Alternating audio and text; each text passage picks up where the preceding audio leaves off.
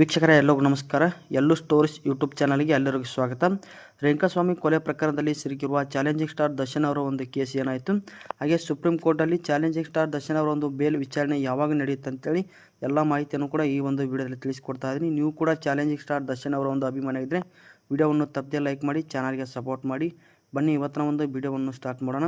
ರೇಣುಕಾಸ್ವಾಮಿ ಕೊಲೆ ಪ್ರಕರಣದಲ್ಲಿ ಸಿಲುಕಿ ಒದ್ದಾಡುತ್ತಿರುವ ಚಾಲೆಂಜಿಂಗ್ ಸ್ಟಾರ್ ದರ್ಶನ್ ಅವರು ಇತ್ತೀಚೆಗೆ ಒಂದು ಸುಪ್ರೀಂ ಕೋರ್ಟಿಗೆ ಕೂಡ ಒಂದು ಅರ್ಜಿಯನ್ನು ಹಾಕಿದ್ದರು.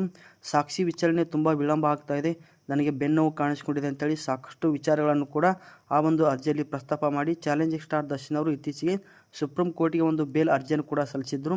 ಈ ಒಂದು ಕೇಸನ್ನು ವಿಚಾರಣೆ ಮಾಡಿದಂಥ ಸುಪ್ರೀಂ ಕೋರ್ಟು ಮೇ 14ನೇ ತಾರೀಕಿಗೆ ಈ ಒಂದು ಸಾಕ್ಷಿ ವಿಚಾರಣೆಯನ್ನು ಕೂಡ ಮುಂದೂಡಲಾಗಿತ್ತು. ದರ್ಶನ್ ಅವರು ಸಲ್ಲಿಸಿದಂಥ ಬೇಲ್ ಅರ್ಜಿಯನ್ನು ಪರಿಶೀಲನೆ ಮಾಡಿರ್ತಕ್ಕಂಥ ಸುಪ್ರೀಂ ಕೋರ್ಟು ಹೈಕೋರ್ಟ್ಗೆ ಕೆಲವೊಂದಿಷ್ಟು ಪ್ರಶ್ನೆಗಳನ್ನು ಕೇಳಿ ನೋಟಿಸನ್ನು ಕೂಡ ಹೊರಡಿಸಿತ್ತು. ಅದರಂತೆ ಹೈಕೋರ್ಟ್ ಕೂಡ ಸುಪ್ರೀಂ ಕೋರ್ಟ್ಗೆ ಕೆಲವೊಂದಿಷ್ಟು ಮಾಹಿತಿಯನ್ನು ಕೂಡ ಇಲ್ಲಿ ನೀಡಿದೆ.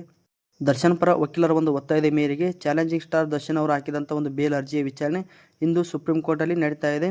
ಇಂದು ಚಾಲೆಂಜಿಂಗ್ ಸ್ಟಾರ್ ದರ್ಶನ್ ಅವರಿಗೆ ಬೇಲ್ ಸಿಗುತ್ತಲ್ಲ ಅಂತೇಳಿ ಕಾದು ನೋಡಬೇಕು. ನಿಮ್ಮ ಒಂದು ಪ್ರಕಾರ ಚಾಲೆಂಜಿಂಗ್ ಸ್ಟಾರ್ ದರ್ಶನ್ ಅವರಿಗೆ ಬೇಲ್ ಸಿಗುತ್ತಾ ಇಲ್ಲ ಅಂತೇಳಿ ಕಮೆಂಟ್ ಬಾಕ್ಸಲ್ಲಿ ಕಮೆಂಟ್ ಮಾಡಿ.